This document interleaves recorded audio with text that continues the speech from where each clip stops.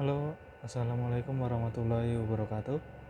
Kembali lagi dengan saya Syafi'i Idrus, mahasiswa arsitektur di Universitas Pelita Bangsa, kelas 21C. Di sini saya akan mempresentasikan tentang pentingnya pengantar arsitektur bagi mahasiswa arsitektur.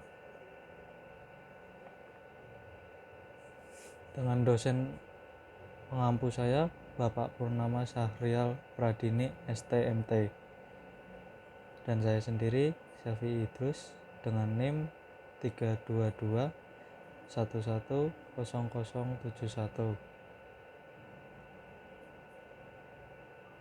Di sini kita akan sedikit membahas tentang sejarah arsitektur.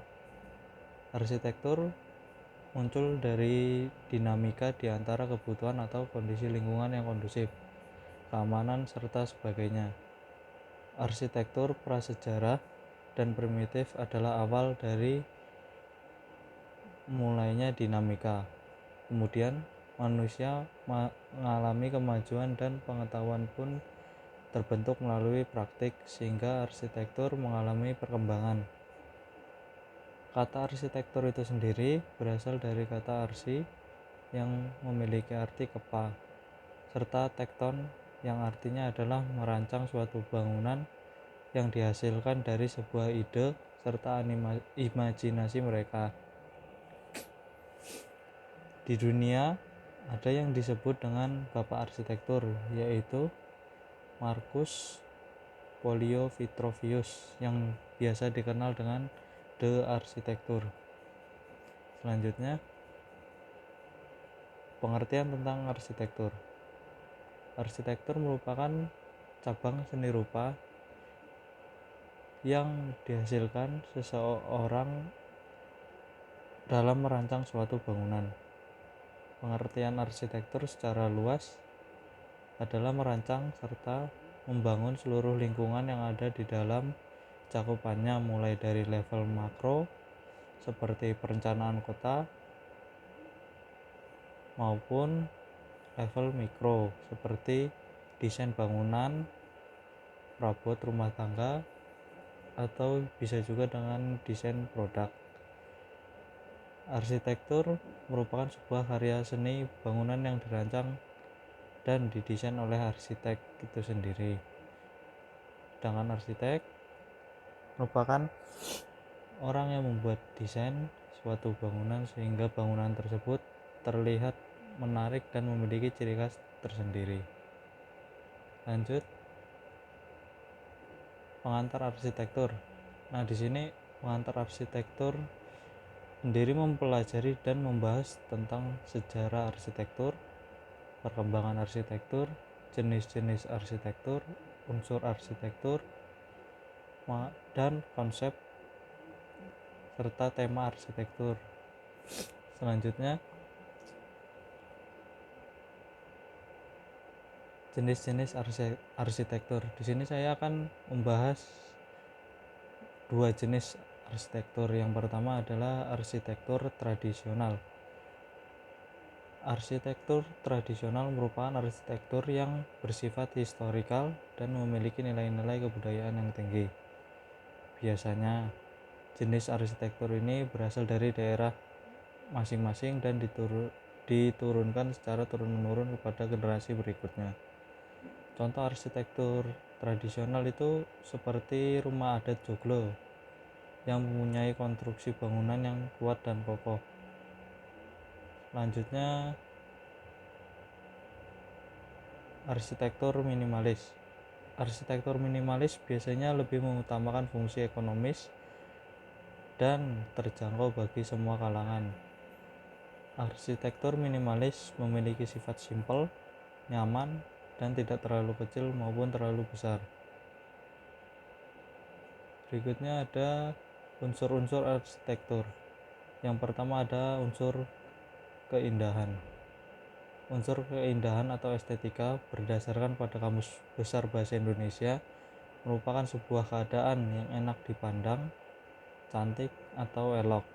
Dalam arsitektur, Unsur keindahan atau estetika ini memiliki dua prinsip di dalamnya, yaitu keindahan wujud dan keindahan ekspresi.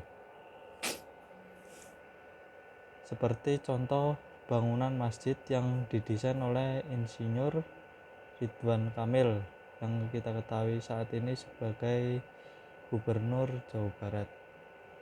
Lanjut, yang kedua, ada unsur kekuatan.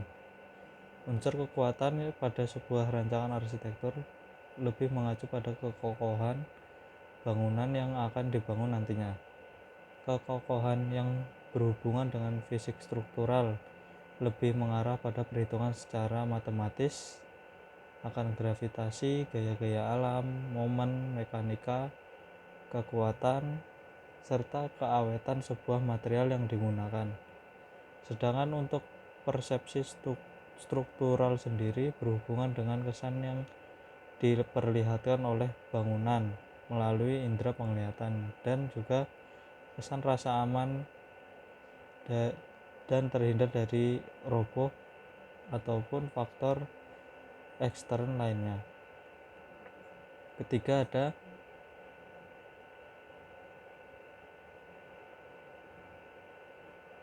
unsur fungsi.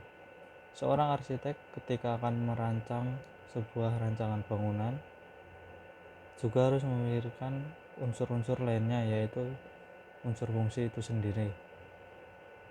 Dalam arti sederhana, fungsi merupakan kegunaan.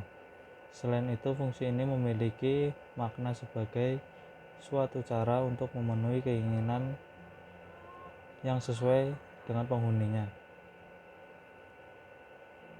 Lanjutnya pada topik utama di sini, seberapa pentingnya sih pengantar arsitektur bagi mahasiswa arsitektur itu sendiri? Tentunya sangat penting sekali pengantar arsitektur bagi mahasiswa arsitektur, karena dengan mempelajari dan menerapi poin-poin yang dibahas dalam pengantar arsitektur, mahasiswa arsitektur dapat menentukan terlebih dahulu konsep serta tema dari sebuah desain bangunan agar bangunan itu memiliki ciri khas tersendiri sebagai identitas seorang arsitek itu sendiri. Kemudian menerapkan unsur-unsur arsitektur supaya bangunan sesuai dengan fungsinya dan tahan lama serta kokoh seperti bangunan-bangunan pada zaman dahulu. Contohnya di Mesir ada piramida, dan di Indonesia sendiri ada candi-candi yang tersebar di seluruh tanah air ini. Sekian dari saya, kurang lebihnya mohon maaf. Wassalamualaikum warahmatullahi wabarakatuh. Oh ya teman-teman, jangan lupa like, komen, share, dan subscribe channel saya ini agar kedepannya dapat terus berbagi informasi mengenai arsitektur dalam dunia mahasiswa. Goodbye, sampai jumpa. Wassalamualaikum warahmatullahi wabarakatuh.